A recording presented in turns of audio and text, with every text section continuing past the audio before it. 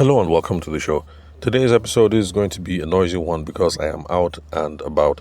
And today I'm going to take a detour because we're supposed to be talking about the Nigerian lady who wants to start a practice, legal consultancy practice, as a securities compliance consultancy. But we're going to take a break from that today because my radio show went live yesterday. So I figured let me just come up here and then share with you some of the stuff that I discussed with the radio audience yesterday. Yeah, so that's what we're going to tackle today. I have some of my notes from yesterday and we'll just go over it real quick. But, okay, well, my first experience as a broadcaster, it was really interesting, really, really interesting. But I must say, podcasting and being on the radio, entirely two different things. I have much more leeway here, for humor, for, time management, things like that. Because on the radio, things have to be really, really chop, chop, chop. Quick, go to a music break, quick, go to a music break. Answer viewer calls, and then another call bumps in. So it wasn't quite like live, speaking live, because when you speak live you actually get to finish one question before somebody else raises their hand, but then on radio yesterday was kind of chop chop chop, questions coming in. So yeah, it was an interesting experience. My radio producer said I did a fantastic job, and the few people who I spoke to afterwards, after the show aired, were also happy with my response. So looks like that experiment is going quite well. So after a few months, I'll let you guys know the results of my experiment, whether we can use radio for business development purposes and the best way to do it. Because, apart from putting out all the goodness out there, this actually is an experiment to see if I can use radio for business development. So, let's see. So the things that we discussed on the show. Well, first of all, I introduced the show to people there. How did I put it again? Okay, well, the focus of the show, as I explained it to my radio audience yesterday, was to reach out to people who have SMEs, excuse me, small and medium scale enterprises, nano and micro businesses, self-employed people, business owners, and then career individuals who are looking to build a side hustle. And I'm glad I added that one because one of the people who called actually is an employee currently in a real estate marketing firm, but then of course the guy wants to start his own thing someplace else. So I'm glad that I put that there so that people like that could call. Then yeah, before I forget, one thing that was really really I found really really interesting is that when you cough on air, it sounds really loud. So now I know for sure that because I'm over here making the podcast, I'm really complacent, I clear my throat, things like that. When you do that on radio, man, it sounds really loud, and I know that because I had the what do you call those things, headphones in, so I could hear what was going on really live over the air. So now I know that I need to take my voice routine very seriously. I need to find a voice coach. I also need to do all the fancy stuff that people do to take care of the voice, whether it's drink okra or take hot water and melon and all that stuff, so that when next time I'm on the radio I can sound silky smooth like all those professionals, and I don't have to cough and hack and things like that. So yeah, that was a really interesting experience. But yeah, it's been fun so far. Episode 1, real good. Then let's see what else. Then I now try to explore the central question that most Nigerians believe about business failure. Because in this part of the world, if your business fails, people just say, lack of capital, or they say, unfavorable economic conditions. In other words, my business didn't succeed because I didn't have enough capital, or my business didn't succeed because of something that Tinubu has done. Tinubu has messed up the economy. Oh yeah, that's also another thing on radio. Over here on the podcast, I can speak my opinions freely, but then you go on radio and you need to be much more measured and you need to be much more objective. So I made a comment about how lots of people think that their businesses are suffering because of things that Tinubu have done, and then I received comments, warning me that I should not be partisan. So I had to, after we came back from the music break, I had to let people know that, look, hey, relax. When I said your business is not suffering because of something that Tinubu did, that I was not trying to be partisan and I was not trying to wade into that whole thing of APC versus PDP. I was just trying to say that whether the economy is good and whether the government is good, there are people who are successful in business. And when the economy is bad and the government is bad, there are people who still are successful in business. So the prerogative for those of us who want to build successful businesses, we should try and figure out the principles, the frameworks, the whatever it is that we need to do so that we can do those things and our businesses are going to be good regardless of whether things go up or go down. So let's look at the big three billionaires right now. Okay, well, I don't know if they're the three current big three because, Nigeria will have a couple of billionaires. We have Otudeko of Honeywell. Then there's Adenuga of Glow. Then there's, what's his name? Uncle Tony. Tony. What's his name now? Tony something, Sha. Of which bank? I can't remember, but he owns is it Horizons of Horizons? Those are the people who own Transcorp Hilton Hotel. Tony, what's his name? I know you guys know who I'm talking about. There's Uncle Tony. Then who else? There's Dangote.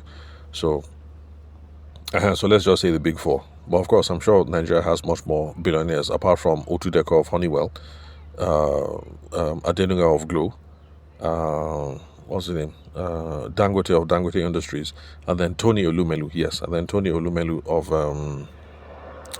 of which bank is Tony Olumelu? Is it First Bank or anyways the bank that has red anyway, and he owns Hilton Hotel. So now, if you look at those individuals in particular, you will get the gist of what it is that I'm trying to say, because I don't want to call any names. There are some people whose businesses have steadily been, among these billionaires I've called, you will say that there's at least one of them. It looks as if his business has been going down since the days of Babangida up till now. It looks like the person's fortunes have been going down. There's also another person on this list. It looks as if his business has been going, up and down. It has moments and, moments where it goes up, moments where it goes down. And then there's also another individual in this group who it looks as if his business has been steadily on the incline, going up since the days of Babangida up until now.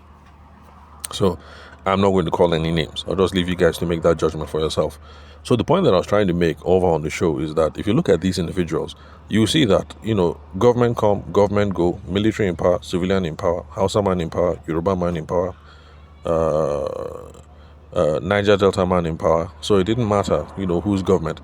There's somebody whose business has been going down, and it has been going down since Babangida's own. He's still a billionaire anyway, but the person's one has been going down. And it has been going down irrespective of whether PDP and APC have been in power. Irrespective of whether a northerner has been in power or a southerner or Goodluck Jonathan has been in power. And there's one individual there whose business has been on the incline, going up since the days of IBB, and his business has been going up regardless of whether a military man was in power or a civilian was in power, a Yoruba man was in power or a Hausa man was in power. And then for the people whose businesses have been up and down regardless, I think you get my point. Now, sometimes the reason why your business is going up or going down has very little to do with whichever government is in power. Also, if you want to make the excuse that unfavorable economic conditions is the reason why your business is suffering, then, look, let's be a big boy about it or be a big girl about it. And so, if Tinubu has done something and it's messed up the whole economy, you think it's only you that it's affecting? It's affecting everybody now. It's affecting me. It's affecting you. It's affecting Popsy and Momsy. It's affecting every single business person. So it's not as if Tinubu did something and then the thing uniquely picked out you to now distress your own business or stress you out. It affects everybody. So just, shut the F up and try and get your business on the roll. Oh, by the way, another experience with radio broadcasting. I now realize that I have to watch my tongue. I can't make the jokes that I usually crack over here on the podcast. I can't use the language that I use over here on the podcast. So I had to do a lot of self-censorship. So that has got me thinking, perhaps I even need to change the style of the podcast so that I don't have to do this mental thing, this context switching. Like, okay, am I on the podcast? Am I live on air? Just keep it consistent. But anyway, so that was the second thing that I spoke about. And for those of you who have a plan on being on radio, just realize that these are some of the niceties. You can't go out there and crack all the jokes you want to crack and say all the things that you want to say, and you have to try to be much more objective and nuanced when you speak. So that was the first thing that I looked at with the radio audience, that look, lack of capital is not killing your business and unfavorable economic conditions are not killing your business. So let's get rid of those excuses. Now, another reason why I want us to get rid of all those excuses is because we need to look at things that are firmly within our control. If we keep looking at unfavorable economic conditions, we have no control over that. Because even if you think Peter Obi or whoever, or Madam Due Process, what's her name? She didn't run again this time. Madam Due Process, what's her name? Obi Ezekwesili. So whether you think Obi Ezekwesili or Peter Obi is going to turn this country around, there's nothing that you can do personally to make sure that happens. The best you can do is to go and cast your vote and pray that Obi Ezekwesili runs again. But it's something that is beyond your control. So I think we should always look at things that are within our control to move our business forward. So now, for my radio audience, I just told them, look, the real culprit and the things that we should be paying attention to actually is lack of sales skills and then lack of product market fit. Those are the reasons why businesses are suffering nowadays. You don't know how to sell, period. Or you didn't achieve product market fit before you started. Then let's see, what else. Okay, before I went into defining that, I took a music break, and then I also told people where they could stream the show. So I'm going to share that with you guys in case you are living somewhere. Maybe you're a Nigerian in diaspora, maybe you're Nigerian, you live in Canada, or you live in China, and you're wondering, how can I catch this young man's radio show? So all you have to do is just to check the Radio Maria Play app. It's on Google Play Store, also Apple iTunes Store. So you check there, Radio Maria Play, and then you'll be able to tune in at Tuesdays, 7 p.m. to 8 p.m. By the way, when we say 7 p.m. to 8 p.m., for those of you international audience, we're talking Nigerian time, because there's one listener in the UK who tried listening in. We spoke afterwards, but the person got that whole daytime saving thing mixed up. So when the guy wanted to tune in at 7 p.m. to listen to the show, he actually tried tuning in at 7 p.m. UK time. And 7 p.m. UK time currently is Niger 8 p.m. So the person just got the last few minutes of the show. So just bear that in mind. If you're in China, it's not 7 p.m. Chinese time. It's 7 p.m. Niger time. So look at your clock and set the, world clock, whatever on your phone, so you can figure out what time it is in Nigeria. Then you can also stream the show live on radiomaria.ng. So for those of you who are outside the country, you want to hear what your voice sounds like on the radio, then that's how you can hit me up. Then I think after that, sorry, one moment, let me look at my notes. Also, that's another thing, being on radio, you need to have a nice, well prepared script. You can't just go and be freestyling. So I had a proper script for the radio show. In fact, you guys would have been very proud of me because I showed up looking real professional with my script, everything all typed out, looking all good. So your boy tried. You guys would be proud. Where was I? So now after that, I now try to define the key terms so that people understand what it is that we're talking about. Because over here on the podcast, especially those of you who've been following me for years, we have over 1,034 episodes now. You guys already know what some of these terms mean. But then again, since radio has much more, it's a much more broader demographic. It's not as if everybody who called into the show was going to be a, self-improvement junkie or a business bro or a mindfulness sis or things like that, people who just immediately get what it is that we're talking about. So I had to try and speak to a much more what's the word now, how will I put it, I had to try and speak in terms that are much more accessible, let me put it that way. So that's why it was really important to define the terms, because sales, everybody knows what sales means, or at least they think they know what it means. Then product market fit. Some people will be like, product market, what is this guy talking about? So in defining sales, I basically just try to tell them that, look, in this part of the world, whenever we hear sales, we think toasting, we think sweet mouth, we think being gregarious, flowing with people.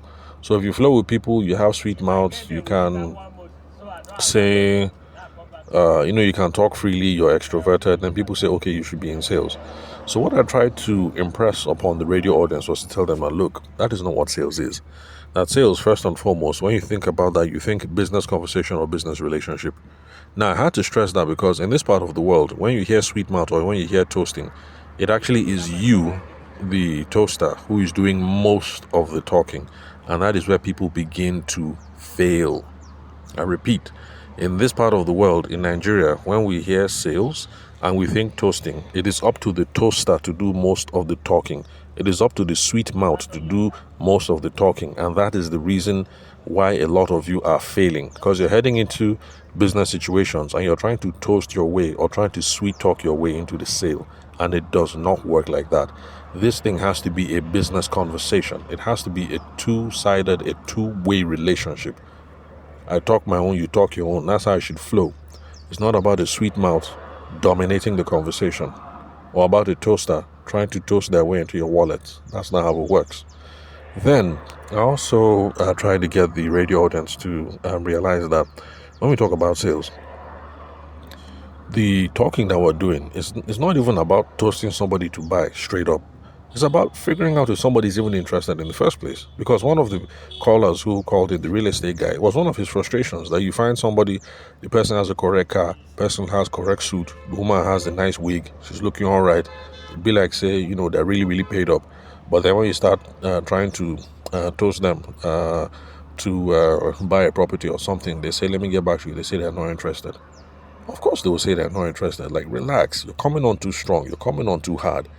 The first point of call is to figure out if this person is even interested in the first place. And I said it. Now look, for instance, if I get some nice pepper now, I would like to change my car eventually. But the thing is, changing my car is not the biggest priority that I have right now. When money comes right now, I'm always thinking about things like, fuel expenses have gone up, for sure. So whenever money comes in, the first thing I do is I load up my phone. I buy credit. I won't say how much credit I buy, because some of you be like, you spend that much on credit? And yes, I do. Because the more people that I talk to, the more money I make. So I need to make sure that my phone is always loaded so that I can be calling prospects back and, try and work on one or two things. So that's the first thing I do. I load up my phone real heavy. Then I also set aside money for fuel, real heavy. I need plenty and plenty of money for fuel. Because, what does it profit you if there's a meeting or somebody calls you, but then you look at your fuel tank, maybe it's quarter tank or something, and then you check your wallet, you see that, okay, I only have 100k in my account. If I now use 40k to buy fuel, it will only be 60. That dangerous dance that a whole lot of us do now? You're now wondering what to do. So I always set aside money for fuel. Then what else? Then I like to make sure that we have money for school fees up front. I don't like that whole thing of school fees is in January, then November, December, we're now beginning to sweat. So whenever money comes in, I like to just load up things. Then of course put money aside to saving, things like that. So with all these things on my mind, when money comes right now, buying a new car is not the thing on my priority at all, even though it would be nice. So like I told them, if you just see me, you look at my car, you say, okay, bros, this your car is old, it's time to buy a new one. It doesn't necessarily mean I am in the market for cars. So you can't just size somebody up like this and say, okay, this guy should buy a new car. Maybe I should buy a new car. Maybe. If you see my car, you let me know whether I think I should buy a new car or not. But the thing is, I'm not there yet. So the first thing you do if you're selling cars, when you get to me, after you do that whole sizing up thing, is at some point you have to ask, have you thought about buying a new car? Have you thought about changing your car? Are you curious to find out what you could get for this car if you try trading it in? You have to ask all these soft, small questions to figure out if the person is interested in the first place. That is what will let you know whether this person is cool. Let me follow the person I'll be talking. Or, man, there's no road here. Let me just flash this person. This door is closed. So, the first point of call when we're having these sales conversations is figure out if the person is interested in the first place. If the person is closed, don't try and open the person. Just leave him, leave her, be going. Because that whole let me open up, let me educate, this man is hard work. And when it comes to sales, we're trying to reduce the level of work that we are doing. I know it sounds counterintuitive, but actually when it comes to sales, we are trying to reduce the level of work that we are doing. So one moment, a bunch of idiots just showed up. So let me wind up the windows so that we can have our own conversation in peace. Sorry about that. Some niggas are just rude. As in, some niggas are just downright rude. You can see over here that I'm on the phone. As far as you know, I'm having a conversation with somebody. I could be quarreling with my wife, or I can be trying to get a business deal going or something like that. You niggas just come out and then just start talking anyhow next to the car. Some people are just rude. Hey, where was I? So, for sales now, definition of sales. So that's the first thing. Figure out if the person is interested. If somebody is interested, that's how we know whether we're going to be able to make progress or not. Then, if people are interested, the sales process involves trying to figure out what problems they have or the visions that they have in their business or their personal life. So let's say you ask that question like, "Hey, bros, you're a big boy now, but this your car is looking old," and then we laugh and say, "Look, forget that thing." And then you say, "But seriously, bro, have you ever thought about it? If you think about the trading, this your Toyota, so and so, yeah, you might be able to get up to like that kind, maybe 800k if you do a trade off." If you say that kind of thing, somebody might be interested. So in that case, let's just say maybe I say, "Are you serious? For this car, if I trade it in 800k, say yes now." And then you see this Benz over here. This Benz is worth 5M. So if you're going to trade in, instead of paying 5M for this Benz, what you pay is 4.2. For someone, that might be enough to get the conversation going. So let's just say now that now I'm interested because of what the person has said, that if I drop my car, they'll remove 800k or 900k on the next car. The next step is to try and figure out the problems or the visions that the person has in their business or their personal life. So you start asking yourself, this Toyota self, if you are considering to trade it in, why would you even trade it in yourself? Especially since Toyotas have good mileage. Say, yeah, the Toyota has good mileage, but I've been using this car for like 7 years.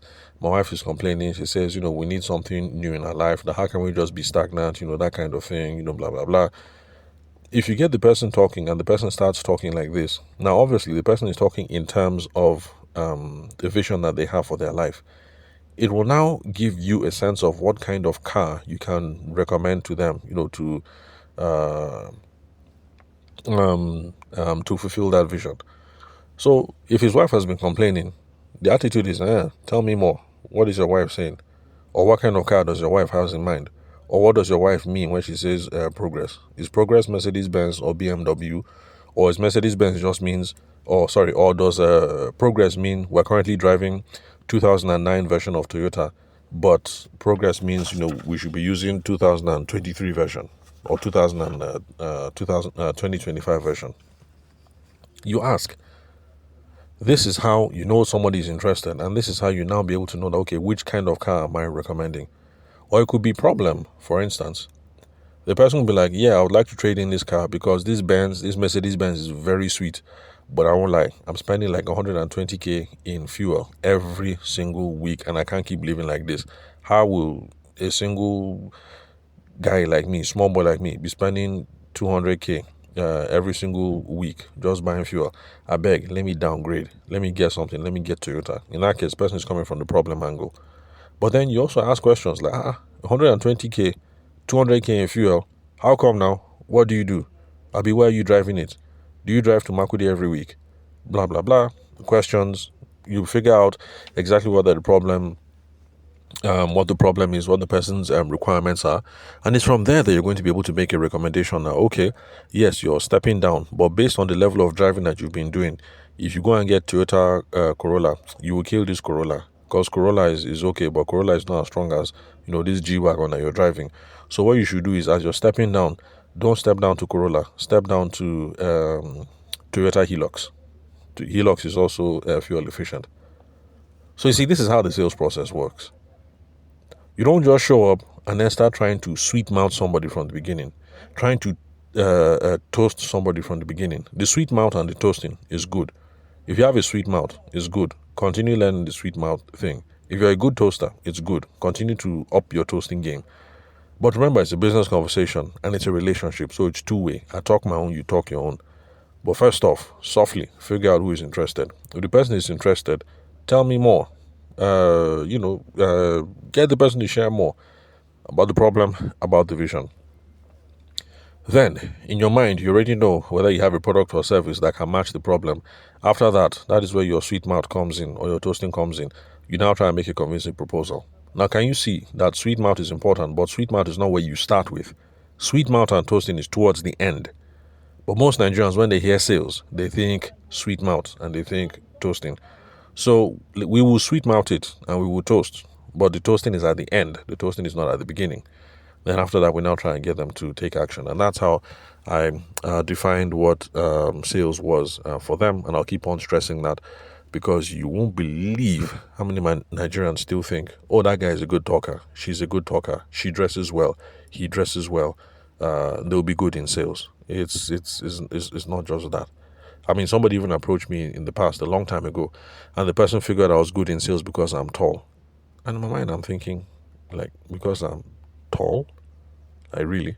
Well, first of all, the guy was not that short himself because he's 5 something. I mean, I'm 6'1". So I understand why the guy says because I'm tall. But in my mind, I'm thinking, look, you're a fairly successful dude yourself. You really think it is your height that has been holding you back? But I didn't tell him anyway. But yeah, there's some people who have those real funny ideas. Yeah, she's good in sales because she's yellow and tall. Okay, he's good in sales because he's dark and tall. Anyway, let me move on.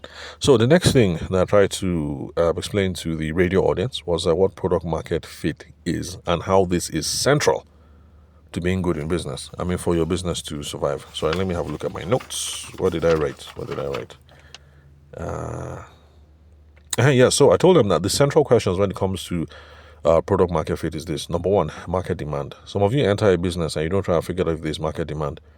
If the market demand is low, then clearly, before you enter this business, you already know it's a losing proposition. You're already dying because the market demand is zero or the market demand is plummeting.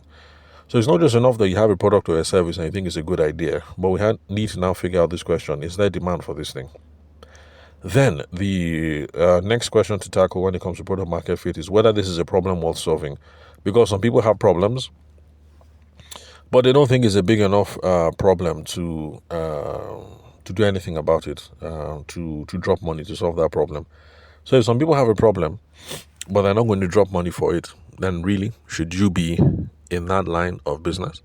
So back when I was consulting with somebody for the in the solar industry, it's one thing we didn't get to try out, but I really, really had this hunch that the messaging should have been for people who are in band A and people who are in the lower bands, because people who are in band A are paying serious cheddar for their power. There's a friend of mine whose momsy is spending on average 80,000 naira per week because of where she lives in Asokoro. And there's another guy in Lagos that I was complaining about my own NEPA woes, and the person was like, wait, sorry, how much credit did you say you bought? And I said, well, I buy sometimes 20,000, sometimes 40,000 in a month. And the guy was like, how is that possible? I was like, well, what do you mean, how is that possible? He said that where he lives in Lagos, Band A, that they're paying over 250k a month in NEPA. So, where was I? So this was my theory, that for somebody who is paying 80k every single week for NEPA or 250k every single month for NEPA, and you're trying to sell inverter, solar power, stuff like that, for them, you can lean in real heavy on this whole thing of, if you buy this thing now, you're going to be saving money on NEPA in the future. Oh, and by the way, I've seen this thing work, because while I was in Momsy over on the Christmas holidays, because we're able to put together solar for her, I've seen how it works. Basically, during the day when the sun is shining, Momsy just turns off NEPA. It's that simple. And she's powering the whole house using solar. I mean, that thing is brilliant. You think? It makes sense intellectually, but you have to live it and see it to really understand what I am saying. So, like today is a hot day in Abuja. So, my guess is it's going to be even hotter in Lagos. So, on a day like this, Momsy just goes outside and then she turns off NEPA. Bam. Okay, well, for Momsy, it's not one of those automatic. We didn't get one of those packages where everything is automated. So she has to still go and do some things manually. But still, it's better than her trying to manually turn on a generator, with none of us in the house, no children in the house. So she just goes outside and then she does that thing that used to flip for generator. So she just go and do it. Bam, bam. NEPA is off, and then she's running the whole house on solar. So effectively, Momsy has cut her electricity bills by more than half. Really, more than half. Because once the sun comes up, boom, boom, she switches over to solar. And she is not touching NEPA again. So it is only later on in the evening, like around that kind of 5, 6 ish, she will now do boom, boom, and then switch over to NEPA, so that NEPA can now take over, and then she can run security lights and then things like that. So for people in band A, it's a huge problem that they might be willing to pay money for. So if you tell somebody that, look, bros, you are now spending 250k in power every single month. What if I was to show you how with solar, over time, we can make sure that you're only spending 100k in electricity bills every single month? That kind of person might say, okay, tell me more. Because he thinks that there is a problem worth solving. So a whole lot of you have entered into business and you haven't even tried to answer this question. Is there demand for this thing itself? And for the people who are demanding, do they think it's a problem worth solving? Because if they don't think it's a problem worth solving, they will not drop money. The example I give over here on the podcast, and I'm giving again, is my jalopy that I'm driving. The window on the driver's side, the passenger side in the front, it doesn't work. Whenever Momsy is visiting in Abuja, when Momsy enters the car, the first thing she says is, when are you going to fix this window? And I tell her, I am not fixing this window because my AC is tight. So there's no need to fix the window because my AC is tight. My AC is always tight.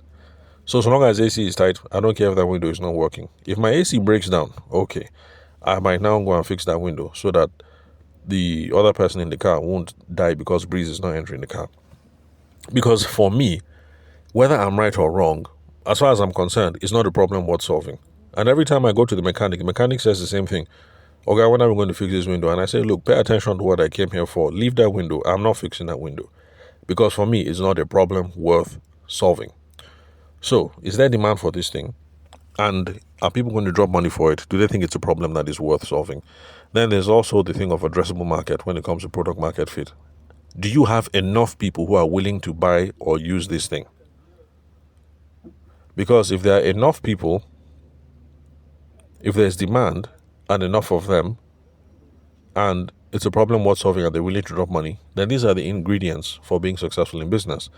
So the example that I gave was this vegetarian craze that was rocking Abuja and Lagos a while ago. It looks like the vegetarian thing is here to stay. So me now, as a layman, years ago, if people asked me about the vegetarian meat thing, my own rationale was this: that look, Nigerians love meat. Abuja people love suya and shawarma and stuff like that, and in Lagos they love their meat as well.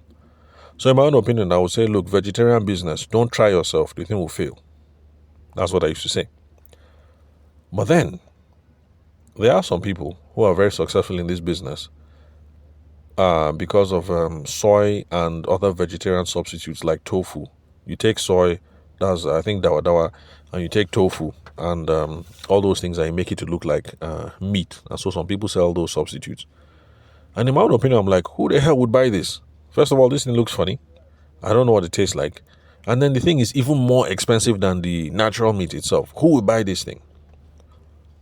That's why if anybody had asked me, I'll say this is a bad business. But people who have entered the business, they have figured out product market fit. They have figured out that there is a demand. There are some people who are saying, look, I do not want to die. I am not going to eat meat again. I will only eat the substitutes. So there is a demand. Then those people also think it is a problem worth solving. So they're not deterred by the fact that if you go to the market, you will get 1 kilogram of beef for 6.5. But if you want to buy 1 kilogram of this vegetarian stuff, you're going to pay 13k. For them, it's not a problem. So let's repeat. There's a demand. There are people who want this thing. They think it's a problem worth solving, and they have no problems paying double the price of normal meat. For me, I think that's madness, by the way, that they're paying twice the price of this thing. I think it's madness. But anyway, maybe if I meet somebody in the business and I talk to some of the consumers, I really understand what is going on. Maybe it's a fear of death. Maybe they're wealthy people and they're afraid of dying. So maybe that's it. Anyway, and then there's enough of these people who are willing to use these things. So there's an addressable market. So there are people who are making a living selling vegetarian meat substitutes in Abuja and Lagos, regardless of what I feel. So if you ask me, Tavishima, I'll say bad business idea, don't go there. But the people are succeeding because there is product market fit. There is a demand. The people think it's a problem worth solving, so they're willing to pay. And then there's a large enough addressable market. So I hope I was able to convince the radio audience, and I hope I've been able to convince you guys that you can see now why these are the two big things that we need to solve when it comes to business growth and business success. Can you sell? Do you know how to handle the conversation, how to have the conversation? And can you figure out the mathematics of the equation, product market fit? Is there demand? Are people going to pay for this thing? And are there enough people to make this thing profitable? So that essentially was what I tried to share with my radio audience on day one. So let me have a look at my notes. Let's see if there's anything else. I think that was the main thing I tried to share with my radio audience on day one. And then after that, we opened up the lines and then we started taking some questions. Lots of the questions were dropped. One person was able to WhatsApp in a question, but I had a conversation with 3 people. So since we have done close to 40 minutes of today's podcast episode, I'm not going to go into detail on those 3 people, but I definitely will tackle their own questions over here on the podcast at a later date. And interestingly, one of them had to deal with investments. But I told the guy that, look, investments is not my specialty, and you really shouldn't be getting investment advice from OAPs, not from on-air personalities. But I was able to direct him to some resources from the Securities and Exchange Commission, because they have registered stockbrokers who are there. So I'm going to let some of you guys know as well. So you have investment issues, okay, it's okay. You can listen to what podcasters are saying, and you can listen to what radio people are saying. But please, go and check the Securities and Exchange website, the SEC. They have a list of registered stockbrokers that are there in the country. Scroll down to your section. So let's say you are based in Obakaliki. Just scroll down to Obakaliki and see the registered stockbrokers who are there, and then go in there and have a chat with those people. They'll be okay. They'll be okay to have a chat with you. Although there's some people who are very standoffish. They will look at you if your suit is not this, if you're not looking sharp, then they will be treating you one kind. And you don't want to do business with those people anyway. But check the list. Look for registered stockbrokers in your area. Go and ask those people. It's stockbrokers who actually know what's up and who can give you good, qualified advice. So that was it. That was my day one on radio. And that was the adventure. That was the fun that I had. Looking forward to the next episode. If any of you listen using the app or streaming, feel free to call. We will talk to anyone. So that's it. It was fun and it was good. And yeah, I've learned that podcasting is definitely not the same thing as radio. So I guess I'm even more glad now for the podcast, because I can kick back, relax, we can have a conversation. I can cough, it's not a problem. And if I say something about Goodluck Jonathan or Tinubu or whatever, I trust that you guys over here on the podcast are not going to misunderstand what it is that I'm saying, and you get me in the proper context, especially since I can do really silly things like talk for 40 minutes straight without going for a music break. So that's it. Thank you very much for your time and attention. If you'd love to connect, to have a strategy session or a business audit, or you have questions that you want to ask, the phone number is 080-6466-2140. The country code is +234. That's my WhatsApp number as well. Then you can also connect with me on LinkedIn. The name to look for is Tavishima Ayede. My YouTube channel, where I host all the other videos, that's the name you should look for as well, Tavishima Ayede. And yes, just in case you are curious, when it came to calling out the phone number, I swear I almost made that mistake. I almost called up my own phone number. But it's a good thing that they had the calling number there on the table, laminated. So I just looked at it and then I called it out. Yeah, so that would have been a very, very interesting mistake if I gave up my phone number live over the air. I mean, if that had happened, my producer would have just gone ballistic. But anyway, it turned out well. So I'll catch you guys at the next episode. Tomorrow, we're going to go back to the case study. Yoruba baby lawyer. Sorry, not Yoruba. A female baby lawyer from Lagos who is thinking of going into legal practice on her own. as a consultant for securities compliance. We'll go back to that case study and we'll continue discussing how it is that you're supposed to look for customers in case you're starting up a service that is similar. So thanks for your time and attention. I'll catch you guys in the next episode.